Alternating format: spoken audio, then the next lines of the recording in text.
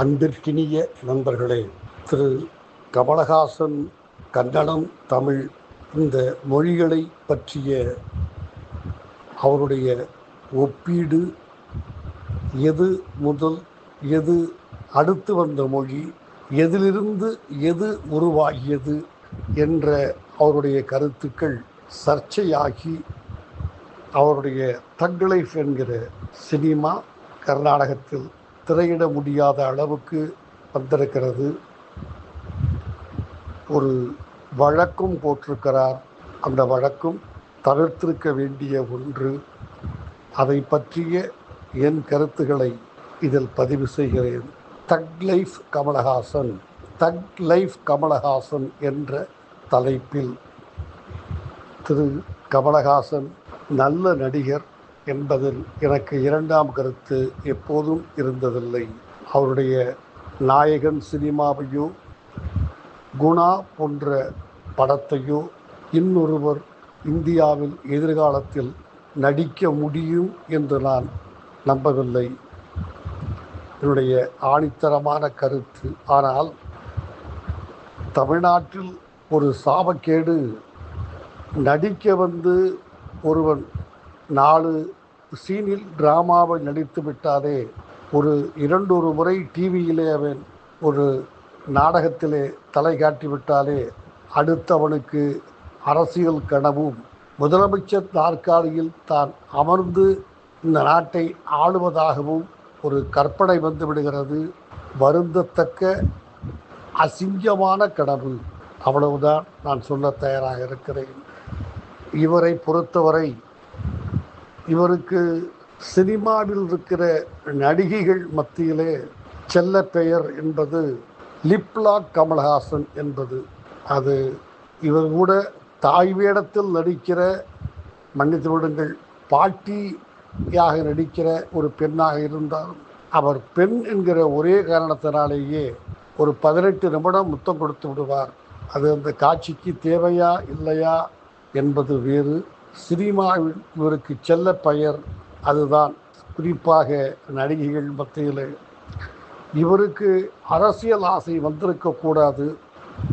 அரசியல் எந்த விதமான தியாகமும் கான்ட்ரிபியூஷனும் ஒரு கத்தரிக்காயும் செய்யாத மனிதர். இதை வேறுமாறு கேட்கிறேன். இதை கேட்கிறவர்கள் தயவு செய்து தங்கள் மனசாட்சியில் கை வைத்து கொண்டு நான் கேட்கிற 4 கேள்விகளில் ஒன்றுக்காவது பதில் தெரியுமா என்று முயற்சி செய்து வாருங்கள்.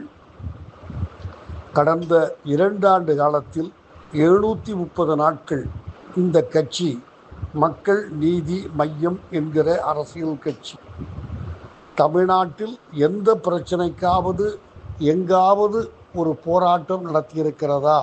அது சென்னையில்தான் என்று சொல்லவில்லை, கோயம்புத்தூரில், காரைக்காலில், கானாடுகாத்தானில் எங்கு நடத்தியிருக்கிறார்கள்? எத்தனை பேர் கைதானார்கள்? எத்தனை நாள் சிறையில் இருந்தார்கள்? சரி, இந்த கட்சியினுடைய மாநில செயலாளர் யார்? பொதுச் செயலாளர் யார்? துறைத் தலைவர் யார்? எத்தனை பேர் பொதுக்குழு உறுப்பினர்கள்? எத்தனை பேர் செயற்குழு உறுப்பினர்கள்?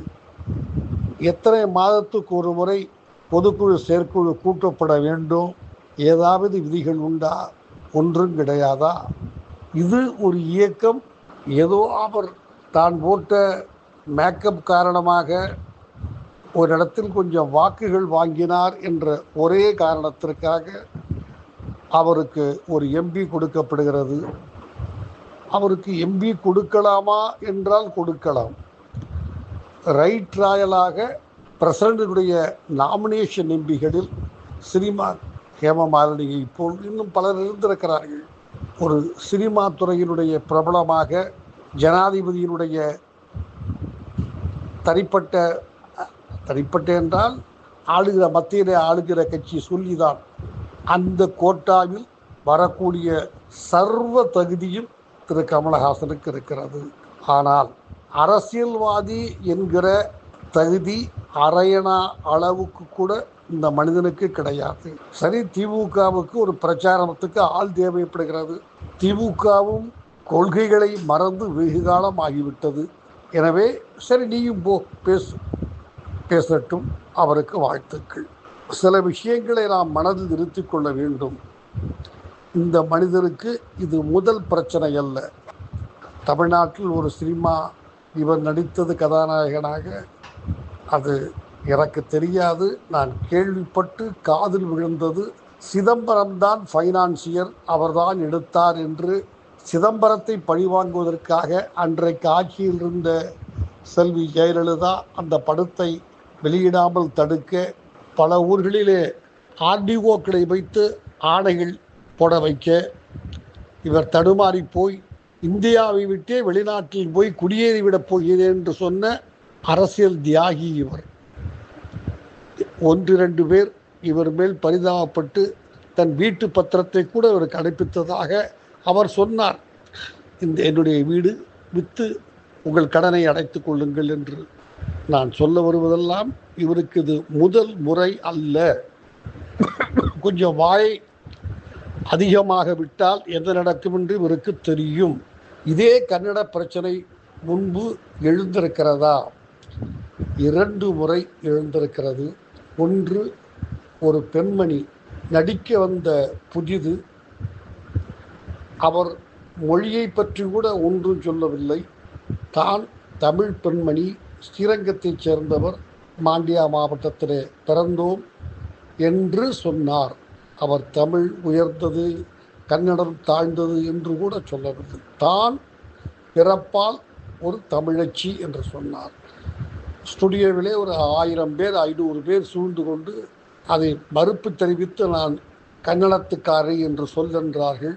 அந்த அம்மையார், நீங்கள் என்னை அடித்து கையை காலை உடைத்தாலும் சரி, நான் தமிழச்சி, ஸ்ரீரங்கத்தை சார்ந்த தமிழச்சி, இங்கு பிறந்திருக்கிறேன், அதைத்தான் சொன்னேன், அதை மாற்ற மாட்டேன் என்றார். நல்ல வேளையாக அவரை அடித்து கைகாலை உடைப்பதற்கு முன்னால் காவல்துறை வந்து அந்த அம்மையாரை காப்பாற்றிவிட்டது. அந்த அம்மையாரின் தைரியத்திற்கு பிற்காலத்திலே தமிழ்நாட்டின் முதலமைச்சராக அவரால் ஆட்சி செய்ய முடிந்தது. அவர்தான் செல்வி ஜெயலலிதா. சில ஆண்டுகளுக்கு முன்னால் தமிழகத்துக்கும் கர்நாடகத்துக்கும் காவிரி நீரை பகிர்ந்து கொள்ளுவது சம்பந்தமாக தாவா எழுந்தபோது ஒரு நடிகர் கமலஹாசனை போலவே அவருக்கும் எதை பார்த்தாலும் ஆசைப்படுவார், அரசியல் ஆசைப்படுவார். அதற்கு மேல் நான் சொல்ல விரும்பவில்லை. கமலஹாசனுக்கு என்னெல்லாம் வீக்னஸ் உண்டோ அந்த வீக்னஸ் எல்லாம் அவருக்கும் உண்டு. அவர் பெயர் ரஜினிகாந்த். அவர் ஜெயலலிதாவை போல கர்நாடகத்தில் பிறந்திருந்தாலும் அவர் கர்நாடகமும் இல்லை, மகாராஷ்டிரா என்கிறார்கள். அவர் இப்போது கடைசியாக கண்டுபிடித்திருப்பது என்பது, அவருடைய தாய் தந்தை தர்மபுரி மாவட்டம் ஒரு கிராமத்தைச் சேர்ந்தவர்கள். எனவே தான் தமிழர், வாழ்க தமிழ். இருந்தாலும் இவரை போன்றவர்களெல்லாம் தாங்கள் தமிழன் என்று சொல்லிக் கொள்வதனாலேயே தமிழ் வாழும் என்று நான் எண்ணவில்லை. அந்த மனிதர் காவிரி நீர் பகிர்வு சம்பந்தமாக வழக்கு வந்தபோது சில அறிக்கைகள் இங்கே விட்டார்கள் தமிழ்நாட்டில், சில அறிக்கைகள் கர்நாடகாவில் விட்டால் இயல்பு. இவனுக்கும் தண்ணி வேண்டும், அவனுக்கும் தண்ணி வேண்டும்.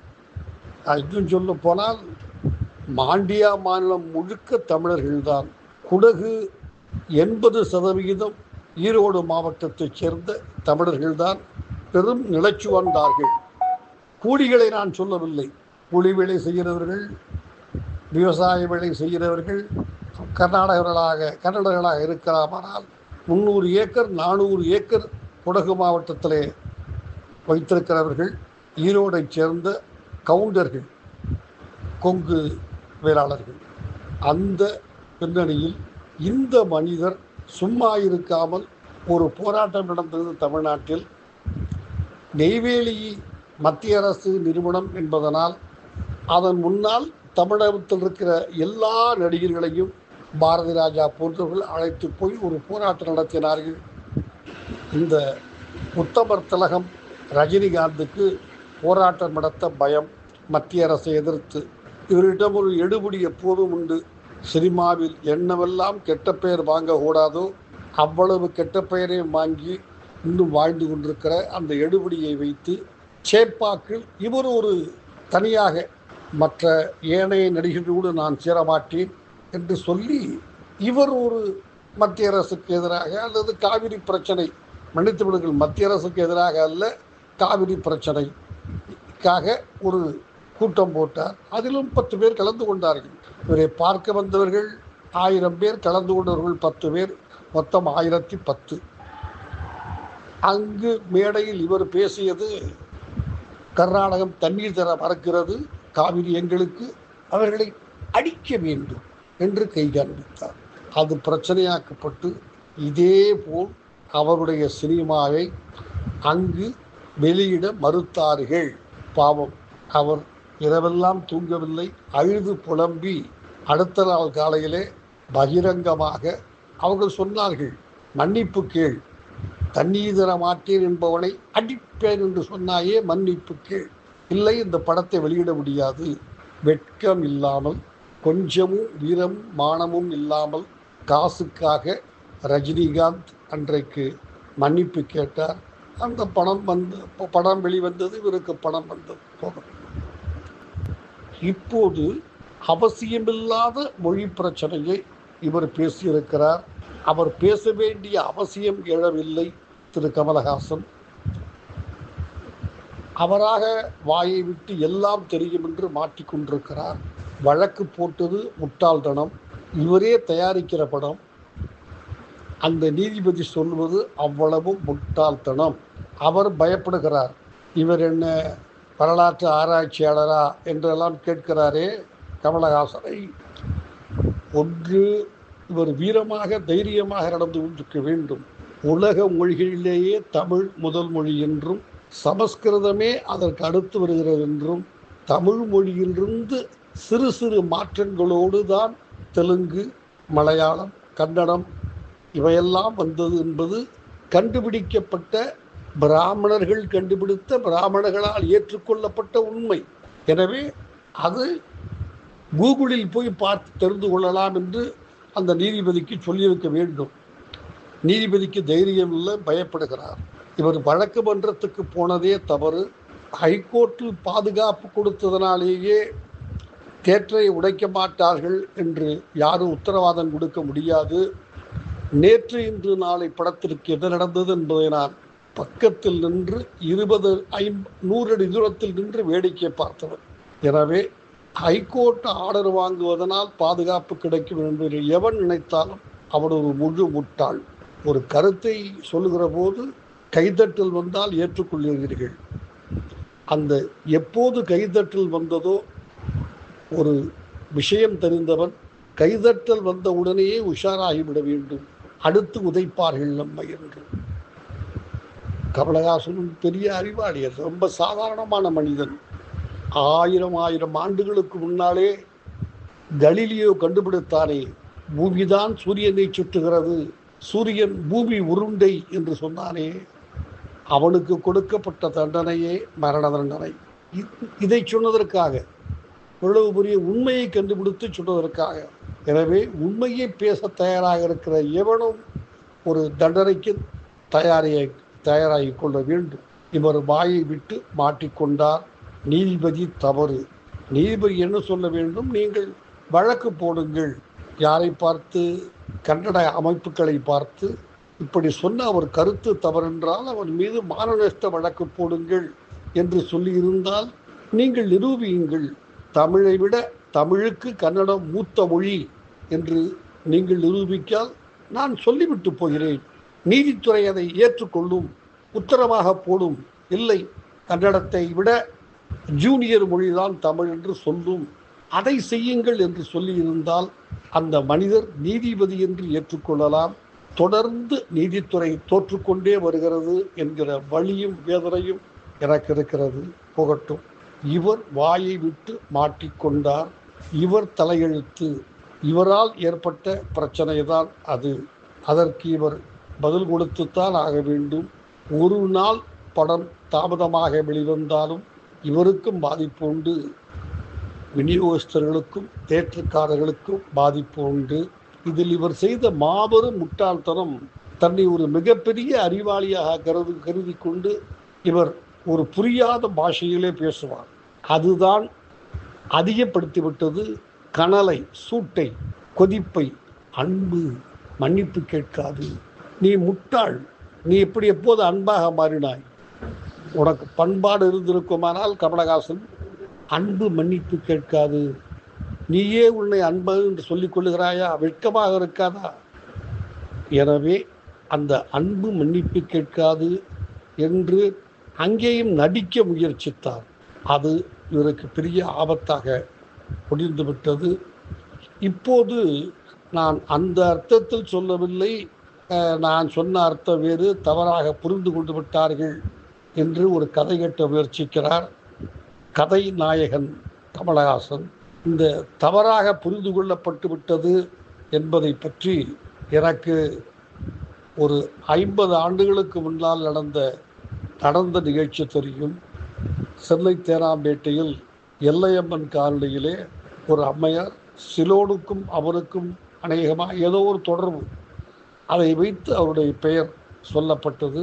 சின்ன சின்ன பாத்திரங்களிலே சினிமாவிலே நடித்து கொண்டிருந்தார். ஒரு 100 பிரதி கூட விற்காத ஒரு பத்திரிகை. அவர்கள் பத்திரிகை அடிப்பதே யாரை பற்றி குற்றம் சொல்லுகிறார்களோ அவர் வசிக்கிற தெருவில் மட்டும் ஒரு 20 காப்பியை பிரதிகளை பத்திரிகைகளை அங்கே வீட்டுக்கு வீடு ஃப்ரீயாக டெலிவரி செய்து விடுவார்கள். மொத்தமே ஒரு 100, 200, 150 பத்திரிகை தான் அடிப்பார்கள். அப்படி அந்த குறிப்பிட்ட தெருவில், இந்த அம்மையார் வசித்த தெருவில் எல்லோரும் 500 ரூபாய் நோட்டுகளை வைத்துக்கொண்டு தெருவில் அலைந்து கொண்டிருக்கிறார்கள். இந்த அம்மையார் வீட்டில் போய் நிற்கிறார்கள். அந்த அம்மையார் உலகின் ஆதி தொழிலை செய்து வந்ததாக ஒரு கிசு மறைமுகமாக சொல்லப்பட்டது. அந்த அம்மையார் கண்களுக்கு இந்த பத்திரிகை போனது. மறுநாள் இந்த அம்மையார் இந்த ஆசிரியருக்கு, பத்திரிகை நடத்துகிறவருக்கு ஃபோன் பண்ணி திட்டினார். என்ன தைரியம் இருந்தால் நீ எப்படி நியூஸ் போடுவேன்? உன்னை யார் போட சொன்னா? யார் சொன்னா உனக்கு இதெல்லாம்? அவரை மன்னிப்பு கேட்டார். இல்லைம்மா மன்னிச்சுக்குங்க, எங்கள் ஆள் போனப்போ யாரோ அவங்க பேசிக்கிட்டு இருந்தாங்க, அதை வச்சு போட்டாம்மா. அறிவில்லையா உனக்கு? என்ன வேணால் போட்டுருவியா? நீ யாருக்கா என்ன பேசுனாலும் அதை போட்டுருவியான்னு திட்டினோன்னு அவன் பயந்து போயிட்டான். என்னடா இது, அவன் பத்திரிக்கைங்கிறது 100, 150 பிரதி தான் அடிப்பான் எண்ணிக்கை. எனவே இது இவ்வளோ பெரிய இந்த அம்மா திட்டுது நம்மளன்னு பயந்து போயிட்டான் அவன். அம்மா நாளைக்கு நாங்கள் அதுக்கு மறுப்பு வெளியிட்டுறோம்மா. இந்த அம்மா கேட்டுச்சு, என்ன மறுப்பு வெளியிடுவேன்? இல்லை, நாங்கள் சொன்னது தப்பாக புரிந்து கொள்ளப்பட்டு விட்டது, இன்னும் போட்டுடுறோம். இப்போ கமலஹாசன் சொல்கிறார்ல, நான் பேசி தவறாக புரிந்து கொள்ளப்பட்டு விட்டது. அதே தான் அப்பையும் 50, 55 ஆண்டுகளுக்கு முன்னாலேயும் 70களில். ஓஹோ, என்ன தப்புன்னு சொல்ல போகிற? இல்லை, அதெல்லாம் ஒன்றும் நடக்கலை, நாங்கள் சொன்னது தப்பு, நாங்கள் சொன்னது தவறாக புரிஞ்சுக்கிட்டாங்கன்னு நான் போட்டுடுறோம்மா. மறுப்பு. முட்டாளே, அப்படி அல்லடா, நான் சொல்லுவது போல் செய், உன்னால் எனக்கு பெரிய நஷ்டம் ஏற்பட்டு விட்டது. 500 ரூபாய் என்று நீ போட்டதனால் எல்லோரும் 500 வந்து என் வீட்டு வாசலில் இருக்கிறார். நாங்கள் போட்ட செய்தி தவறு, 1000 ரூபாய் என்று போடு. அதிர்ந்து போனான் அந்த பத்திரிகைக்காரன். தவறாக புரிந்து கொள்ளப்பட்டு விட்டது என்பது இப்படித்தான் பயன்படுத்தப்படுமே தவிர வேறு எதற்கும் அல்ல. கமலஹாசன் போன்றவர்களுக்கு ஒரு எம்பி கிடைத்திருக்கிறது, வாழ்த்துக்கள். வாயை இறுக்கி மூடிக்கொண்டு லிப்லாக்கு மட்டும் வாயை திறக்க வேண்டுமே தவிர, வசனம் பேச மட்டும் திறக்க வேண்டுமே தவிர அரசியல் அவருக்கு வேண்டாம். நன்றி, வணக்கம்.